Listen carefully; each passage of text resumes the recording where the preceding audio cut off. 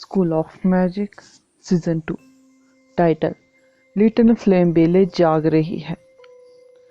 जितना क्रुद्ध करने वाला गर्वित शिवांगी अपनी निराशा व्यक्त करने वाली पहली महिला थी। उनका इससे क्या तात्पर्य था कि वे नहीं जानते कि वे विनम्र कैसे हुआ जाए, और विनम्र होना अनावश्यक था। का यूएसए टीम में हर कोई इतना घमंडी और खुद से भरा हुआ था। बाकी टीम चुप रही। संयुक्त राज्य अमेरिका के ट्रेनिंग हॉल से टिकट जीतना वास्तव में कठिन था। उन्होंने सूची को संक्षेप में स्कैन किया था। इसमें कई देशों की रैंकिंग चीन से ऊंची थी, फिर भी वे यहाँ आई चुनौती से हार चुके थे। इससे स्पष्ट पता चलता है कि अमेरिकी टीम कितनी मजबूत थी। ओलिना सभी को अमेरिकी प्रतिनिधियों के पास ले आई। उनमें से 8 थे। अपने सिर को बंदना से ढकने वाला एक सुंदर आदमी काफी उत्कृष्ट था, अपनी शक्ल सूरत के कारण नहीं, बल्कि इसलिए क्योंकि वह अपने साथियों को जोर जोर से डांट रहा था।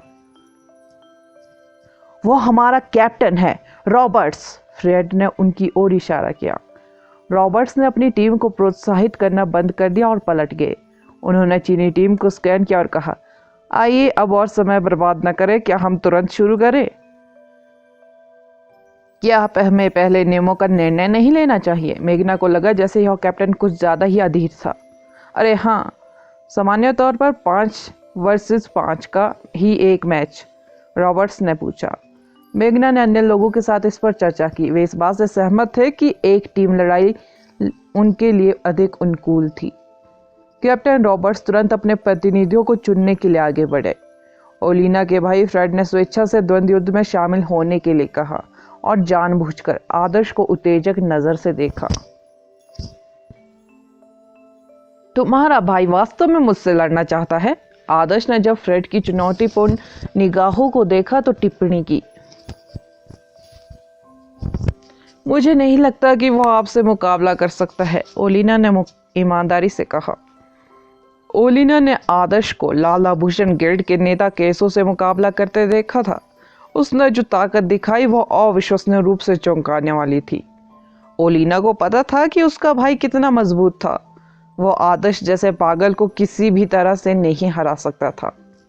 ओलिना के शब्दों ने तुरंत फ्रेड को क्रोधित कर दिया, जिसने कहा, मैं आसानी से उन डाकुओं को स्वयं गिरफ्तार कर सकता था। मुझे नहीं लगता कि वो मुझसे ज्यादा ताकतवर है। बकवास करना बंद करो और यहाँ आओ ताकि मैं तुम्हें अपनी ताकत दिखा सकूं। आदर्श मुस्कुराया। उन्होंने वेद की ओर देखा जो द्वंद्व में भाग लेने वाले थे और कहा, कैप्टन के रूप में यदि आप द्वंद्व में भाग नहीं लेंगे तो बेहतर होगा। अभी बहुत ज्यादा खुलासा करना ना समझी है।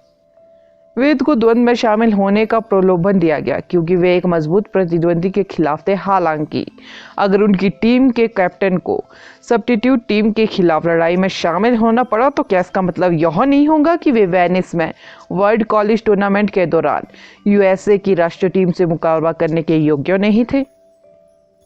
वेद को द्वंद्व में भाग नहीं लेना चाहिए। फिलहाल उसे अपनी ताकत छुपानी पड़ी। हमने पेरू से बैज नहीं लिया। यदि हम यहाँ एक और बैच खो देते हैं तो इससे फाइनल में पहुंचने की हमारी संभावना प्रभावित हो सकती है, वेद ने गंभीरता से कहा।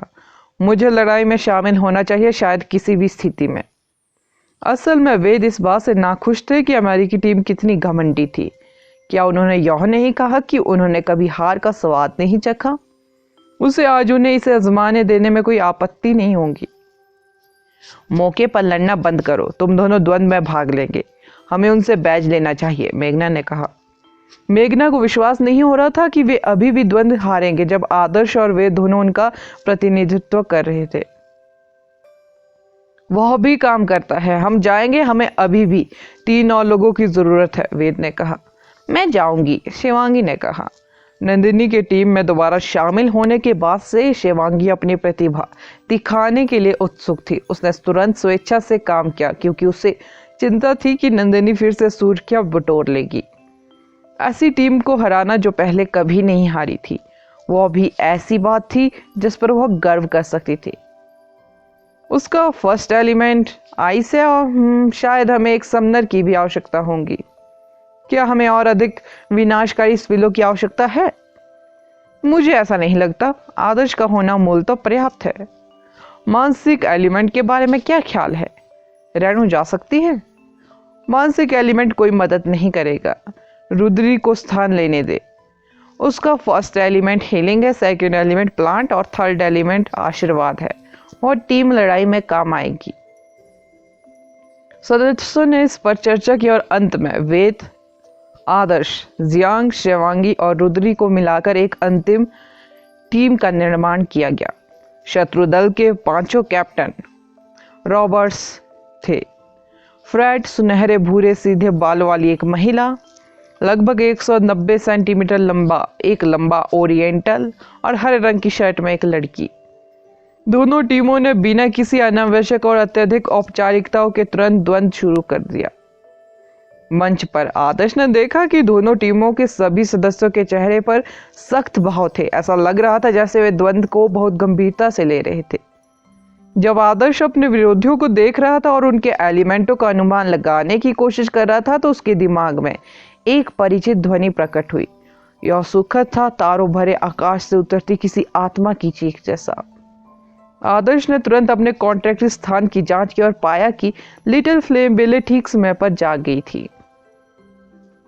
भूरी आग का गोला और भी खतरनाक और रहस्यमय लगा। जैसे जैसे आसपास फैल रहा था, लंबे सुरेंद्र पैरों की एक जोड़ी धीरे धीरे आग से बाहर निकली। लिटिल फ्लेम बेले जब अपनी युवावस्था में थी तो वह गोल मटोल और ज्यादा गोल मटोल थी। अपने छोटे छोटे पैरों से किक मारती और थपथपाती थी। आदर्श को आश्चर्य हुआ। जब उसने किशोरावस्था में प्रवेश किया तो उसके पैर लंबे हो गए थे। उसकी शक्ल बिल्कुल एक युवा किशोरी लड़की जैसी थी। या तो लिटिल फ्लेम बेले ने बहुत अधिक एनीमी देखी थी या वह वास्तव में किशोरावस्था के चरण में ऐसी दिखती थी। लिटिल फ्लेम बेले के सिर पर अब जलते हुए दुदफल के 2 डंठल थे जो एक निश्चित जापानी एनीमी के चरित्र की सुंदर शक्ल से मिलते जुलते थे। उसकी चेहरे की रेखाएं भी बहुत स्पष्ट थी। उसकी गोल आंखें काली चमकदार रत्नों की तरह चमक रही थी। वे असाधारण रूप से आकर्षक थी। लिटिल फ्लेम बेले अभी भी आग की लपटों में घिरी हुई थी, लेकिन पहले की पैटर्नहीन भड़कती लपटों के बजाय उसके चारों ओर विपत्ति की आग का रंग गहरा और अधिक परिभाषित था। दूर से वह चमकदार लाल पोशाक में एक ग्लैमरस किशोरी लड़की की तरह लग रही थी। कोई भी उसके पवित्र और अलौकिक स्वभाव को आसानी से समझ सकता है, भले ही उसकी लपटें बहुत अधिक कोमल हो। नन्ही फ्लेम बेले खुशी से चिल्लाई, मानो वह कई वर्षों से अपने पिता को ना देखने के बाद गले लगाने के लिए कह रही हो। अभी नहीं, हम द्वंद्व के बीच में हैं। तुम्हें जल्द ही अपनी ताकत दिखाने का मौका मिलेगा। आदर्श ने लिटिल फ्लेम बेले को खुद को दिखाने नहीं दिया। उसने उसे धैर्यपूर्वक शांत रहने के लिए कहा। लिटिल फ्लेम बेले ने जब सुना कि वहां लड़ाई होने वाली है तो वह खुशी से कॉन्ट्रैक्टेड प्लेस में इधर उधर उड़ने लगी। ऐसा लगता है कि किशोरावस्था में पहुंचने के बाद उसने हवा में तैरने की क्षमता में पूरी तरह से महारत हासिल कर ली थी। जलते हुए लाल मौजों से ढके उसके पतले पैर जमीन को नहीं छू रहे थे, लेकिन फिर भी वे छोटे पैरों के निशान की तरह जमीन पर छोटी छोटी लपटें बना रही थी। ठीक है, चलो शुरू करें। ओलिना ने जज की भूमिका निभाते हुए द्वंद्व की शुरुआत की घोषणा की। जियांग टीम में सबसे पीछे खड़ा था, टीम के समनर के रूप में। उन्हें रुद्री की तरह ही सुरक्षा की सख्त जरूरत थी। अधिक चालाक जादूगर समन बीस्ट से बचते थे और इसके बजाय समनिंग कॉन्ट्रैक्टेड बीस्ट पर अटैक करते थे। जियांग ने नाइट राक्षस को नहीं बुलाया। वह अपने विशालकाय रॉक बीस्ट के साथ अपने प्रतिद्वंदी की जांच करने की योजना बना रहा था। जियांग ने तुरंत प्राणी को समन किया। यह सफेद ग्रे नाइट से ढका एक रॉक डेमन था। जीव की विशाल आकृति का द्वंद्व देखने वाले लोगों पर बहुत प्रभाव पड़ा। जीव ने गहरी करहा निकाली। यह टीम के सामने ढाल की तरह खड़ा हो गया। रॉक डेमन का बचाव उत्कृष्ट था। जीव की ताकत की जांच करने के लिए अमेरिकी टीम ने जो स्पिल दिए उनका कोई असर नहीं हुआ। रॉक डेमन ने उन सभी को आसानी से ले लिया। क्या आप अनाड़ी प्राणी को बुलाकर हमारा मनोरंजन करने की कोशिश कर रहे हैं? फ्रेड हंसा। फ्रेड ने रॉक डेमन के एक अंग पर बर्फीली गैस की किरणें छोड़ते हुए अपनी हथेली बाहर निकाली। फ्रेड ने रॉक डीमन के शरीर के विभिन्न हिस्सों पर बर्फीली किरणें दागते हुए लगातार अटैक किया। एक चट्टान जैसा प्राणी आइस एलिमेंट के प्रति बेहद संवेदनशील था। भले ही उनकी रक्षा लाइटनिंग एलिमेंट की भेदन क्षमता का विरोध करने के लिए पर्याप्त मजबूत थी, फिर भी वे आइस एलिमेंट द्वारा जमे हुए और कठोर हो जाने से डरते थे। कुछ ही सेकंड में रॉक डीमन का 2/3 हिस्सा पाले से ढक गया था। जियांग के पास प्राणी को अस्थायी रूप से पीछे हटने देने के लिए कहने के अलावा कोई विकल्प नहीं था। रॉक डीमन द्वारा आगे का रास्ता रोके बिना अमेरिकी टीम ने तुरंत चीनी टीम की फॉर्मेशन को बाधित करने के लिए आगे बढ़ने का प्रयास किया। एडवांस जादूगरों के बीच की लड़ाई अब वह लड़ाई नहीं रह गई थी जहां जादूगरों की 2 टीमें अलग अलग तरफ खड़ी थी और एक दूसरे पर जादू चलाती रहती थी। अपने एलिमेंटों पर बेहतर नियंत्रण प्राप्त करने के बाद उन्हें अपने स्पिलों के रूप को अपनी इच्छा अनुसार बदलने की अनुमति देने के बाद कुछ एडवांस मैजिशियन निकट युद्ध में एक्सपर्ट बन जाएंगे। जियांग ने शुरू में रॉक डीमन को अस्थायी रूप से वापस लेने की योजना बनाई थी ताकि उस पर बर्फ पिघलने के बाद वह फिर से लड़ाई में शामिल हो सके। हालांकि अमेरिकी टीम में लंबे ओरिएंटल ने आगे कदम बढ़ाया। उसका मांसल शरीर तुरंत पत्थर की परत से ढक गया। वो क्या कर रहा है? खुद को भयभीत कर रहा है? जियांग ने असमंजस में पूछा। अमेरिकी टीम के लंबे आदमी ने जल्द ही अपने पूरे शरीर को भूरे सफेद पथरीले पदार्थ से ढक लिया। हालांकि सामान चमकदार और धात्विक था जिससे वह बेहद दुर्जय लग रहा था। टकराना। वह व्यक्ति जिसने स्वयं को भयभीत कर लिया था वह अभी भी स्वतंत्र रूप से घूमने में सक्षम था। उसने दौड़ना शुरू किया और जियांग के रॉक डीमन से टकरा गया। रॉक डीमन मूल रूप से एक इमारत की तरह मजबूत था, फिर भी जब आदमी उससे टकराया तो उसका मोटा पैर टुकड़ों में बिखर गया। दूसरी ओर जिस बड़े आदमी ने खुद को भयभीत कर लिया था वह पूरी तरह से सुरक्षित था। यह देखकर द्वंद्व युद्ध देख रहे लोगों की सांसें अटक गई। उसकी त्वचा को सख्त करने की क्षमता। अमेरिकी प्रतिनिधि एक करीबी मुकाबला करने वाला जादूगर था जो कैंसों के जहर से उत्प्रेरित मांस की तरह अपनी त्वचा को सख्त करने की क्षमता रखता था। जैसा कि पहले उल्लेख किया गया है, प्रत्येक एडवांस मैजिशियन के पास अपने मैजिक पर नियंत्रण के विभिन्न स्तर होते हैं जिससे उन्हें अपने स्पिलों को अलग अलग तरीकों से लागू करने की अनुमति मिलती है। अपनी त्वचा पर पेट्रीफाई के प्रभाव को लागू करने से आदमी का मांस अचानक रॉक डीमन की तुलना में अधिक मजबूत हो गया था। School of magic season 2। Title: ज्वालामुखी विस्फोट।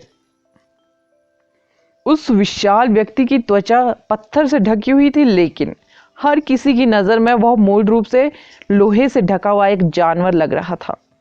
सभी ने उस पर जो इंटरमीडिएट स्पिरिट डाले उनसे एक खरोंच तक नहीं है। आश्चर्य से चिल्लाते हुए टीम तुरंत पीछे हट गई। वह चीज मेरे लिए खिलौने की तरह है। मैं तुम्हें असली रॉक डीमन दिखाऊंगा। अमेरिकी टीम के विशाल लंबे आदमी का फर्स्ट एलिमेंट स्पष्ट रूप से अर्थ एलिमेंट था। उसकी आंखें अब भूरी हो गई थी जैसे वह रॉक डीमन की आंखें डाल रहा था। वह वेद के पास गया और अपनी मुट्ठी हथौड़े की तरह जमीन पर पटक दी। पृथ्वी की स्पाइक्स तुरंत जमीन से बाहर निकली और तेजी से वेद के पास पहुंची।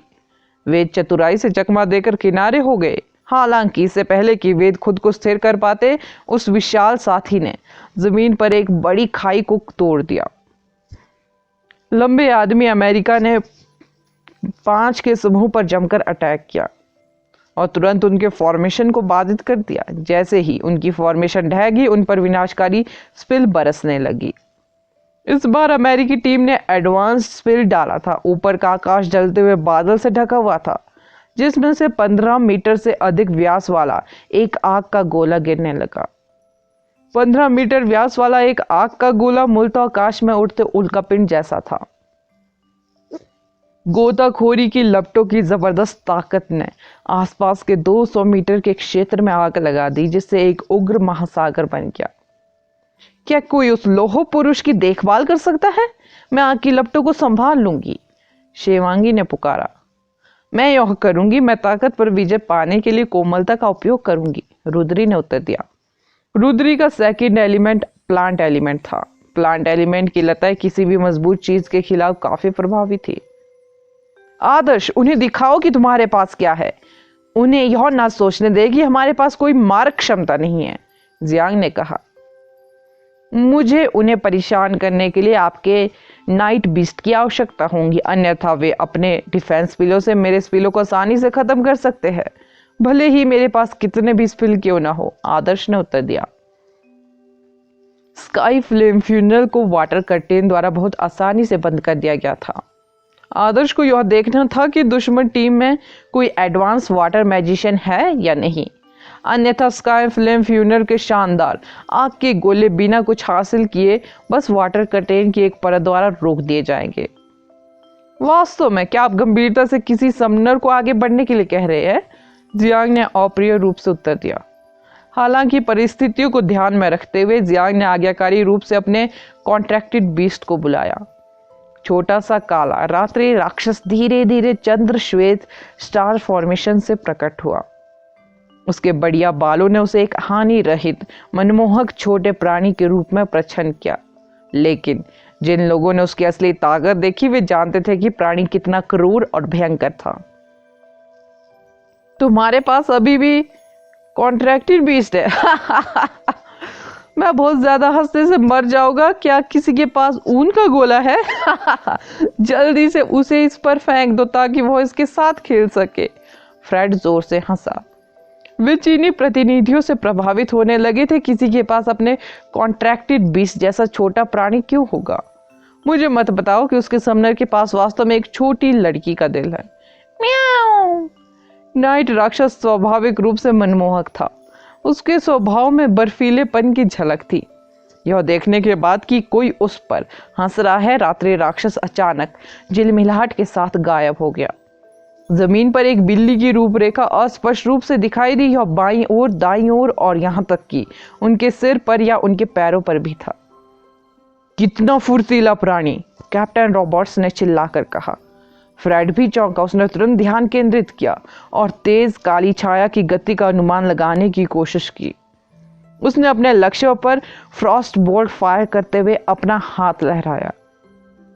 दुर्भाग्य से केवल एक चीज जिससे जादू रुका वह रात्रि राक्षस की तीव्र गति के कारण पीछे छोड़ी गई एक धुंधली छवि थी। फ्रेड ने बर्फ की जंजीरों का उत्पादन शुरू किया। उसकी जंजीरों में चारों ओर कीले थी, मानो हिलती हुई ऊंट कटारे हो। बर्फ की जंजीरें हवा में उड़ गई और रात्रि राक्षस का पीछा करने लगी। रात्रि राक्षस का फुटवर्क बर्फ के किनारे पर नाचने जैसा था। वह बड़ी फुर्ती से बर्फ की झाड़ियों के बीच से गुजरी। अपना बचाव मत छोड़ो, रॉबर्ट्स ने कुछ देखकर तुरंत अपनी टीम को याद दिलाया। भले ही रात्रि राक्षस के पास विशाल बल की उत्कृष्ट शक्ति नहीं थी, लेकिन गुप्त अटैकों और गतिशीलता को अंजाम देने की उसकी क्षमता उत्कृष्ट थी। अमेरिकी टीम के 5 प्रतिनिधियों को हर समय अलर्ट रहना पड़ता था। अभी तो मैं उन्हें एक मुक्का दूंगा। जब आदर्श ने देखा कि नाइट राक्षस पूरी तरह से अपनी भूमिका निभा रही है तो उसने अपनी मुट्ठी जोर से अपने पैरों के नीचे जमीन पर पटक दी। आदर्श की मुट्ठी से झुलसता हुआ लावा जमीन में घुस गया। लाल रेखाएं अमेरिकी टीम की दिशाओं में नसों की तरह जमीन पर फैली हुई थी। रेखाएं जल्द ही जमीन से उभरी और 9 जलते हुए फायर ड्रैगन पिलर में बदल गई। आग की लपटें भयंकर रूप से घूम रही थी। आग की जीभ हवा में नाच रही थी। आदर्श ने अपना दाहिना हाथ उठाया जो तुरंत लाइटनिंग की चपेट में आ गया। वज्र एक सीधी रेखा में आगे बढ़ा। अमेरिकियों ने अभी अभी आग के खंभों से निपटे थे और अब वे लाइटनिंग की चपेट में आने के बाद असहज महसूस कर रहे थे। लाइटनिंग और फायर दोनों ही प्रवेश द्वार थे। असली कदम सामने आ रहा था। छोटी फ्लेम बेले, उन्हें कुछ बड़ा दो क्योंकि वे अब कुछ गड़बड़ में है, आदर्श ने चिल्लाकर कहा। आदर्श वास्तव में आजाद अटैक करने के मोड में नहीं था। चूंकि उन्होंने अभी तक एडवांस स्पिलों में महारत हासिल नहीं की थी, इसलिए उनकी क्षति अभी भी किशोरावस्था के चरण में लिटिल फ्लेम बेले की तुलना में कमजोर थी। दुश्मन टीम काफी गड़बड़ी में थी। यह देखने के बाद आदर्श ने लिटिल फ्लेम बेले को बुलाया। छोटी फ्लेम्बेले आदर्श के बगल में तैर रही थी। उसका शरीर पतला और मुलायम था, जैसे कि उसके शरीर में कोई हड्डी ना हो। उसने हवा में आग की गंध महसूस की और अपना सिर उठाया। 15 मीटर चौड़े आग के गोले द्वारा छोड़ी गई धधकती गर्मी हवा में बनी रही। छोटी फ्लेम्बेले ने अपना मुंह खोला और इसे अपने फेफड़ों में निकल लिया। नींग! लिटिल फ्लेम्बेले ने एक लंबी चीख निकाली और तेज लपटें उगल दी, जिसने वास्तव में उसे पीछे की ओर धकेल दिया। आग की लपटें अमेरिकी टीम के ऊपर हवा में फैल गई और अचानक बहुत बड़ी हो गई। आग की लपटें चट्टानों के टुकड़ों की तरह थी, जो कुछ ही सेकंड में धधकते लाल ज्वालामुखी में तब्दील हो गई। शानदार ज्वालामुखी अमेरिकी टीम के ऊपर मंडरा रहा था, जिससे उनकी रीढ़ की हड्डी में ठंडक फैल गई। टकराना। ज्वालामुखी भड़क उठा और फिर अचानक फट गया। झुलसा देने वाला लावा और विशाल आग के गोले काली राख के साथ नीचे गिरने लगे और जगह जगह बिखरने लगे। यह बिल्कुल फूटते हुए ज्वालामुखी जैसा ही था। अमेरिकी टीम शुरुआत में अपनी फॉर्मेशन बरकरार रखने में सफल रही।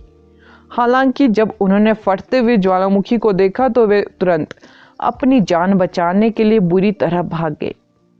उन्होंने शुरू में सोचा कि जादू केवल सतह पर ही भयंकर दिखता है।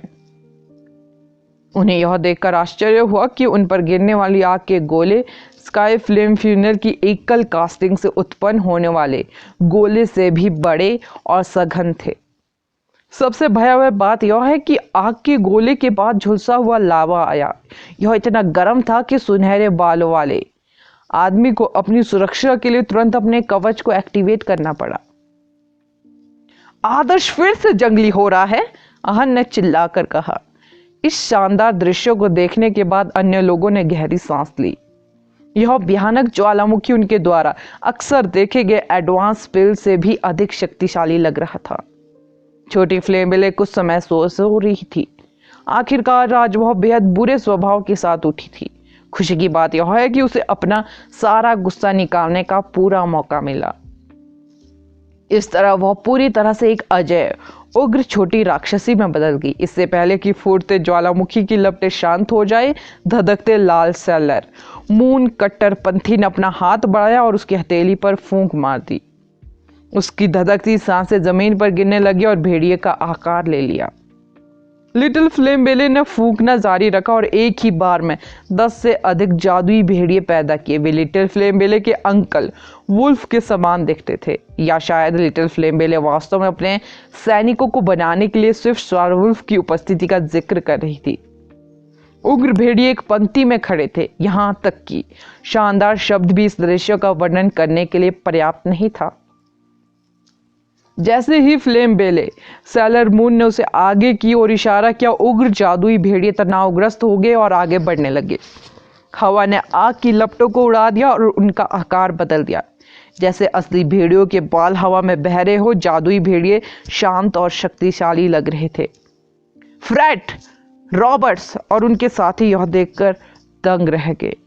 ज्वालामुखी का फटना काफी चौंकाने वाला था। वे एक दूसरे की मदद करके ही इसे बच पाए थे। वे एहसान का बदला जवाबी हमले से देने की योजना बना रहे थे, ताकि चीनी टीम को अनुभव हो कि वे किस दौर से गुजरे हैं। लेकिन उग्र भेड़िए पहले से ही विस्फोटित ज्वालामुखी के बराबर उपस्थिति के साथ उन पर अटैक कर रहे थे। भेड़ियों ने चिल्लाया और 4 अमेरिकों का पीछा किया। किसी तरह घमंडी जादूगर फिर से बुरी तरह से अपनी जान बचाने के लिए भाग रहे थे। यह कार है, उनकी टीम में 2 समनस थे। फ्रेड, तुम्हें अभी उनमें से एक को बाहर निकालना होगा, रॉबर्ट ने दांत भींचते हुए आदेश दिया। रॉबर्ट्स ने चीनी टीम को और भी कम आंकने की हिम्मत नहीं की। काली बिल्ली राक्षस और एक किशोर लड़की जैसे दिखने वाली उग्र राक्षसी दोनों लगभग कमांडर लेवल के प्राणियों के समान मजबूत थे। बाद वाला संभव तो वास्तविक कमांडर लेवल का प्राणी था। अपनी टीम की ताकत के साथ अगर वे एक साथ काम करते तो उन्हें कमांडर लेवल के प्राणी से मुकाबला करने में कोई परेशानी नहीं होती।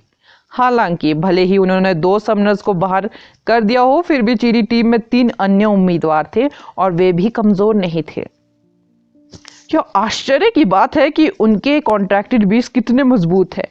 अभी के लिए रुके, मैं अपने आयरन मैन के साथ मिलकर उनके समनर से निपटूंगा, फ्रेड ने कहा। रुद्री के प्लांट मैजिक के अंदर फंसे विशाल व्यक्ति ने देखा कि उसकी टीम बड़ी मुसीबत में थी। उसने तुरंत आदर्श और जियांग पर अपनी नजरें गड़ा दी।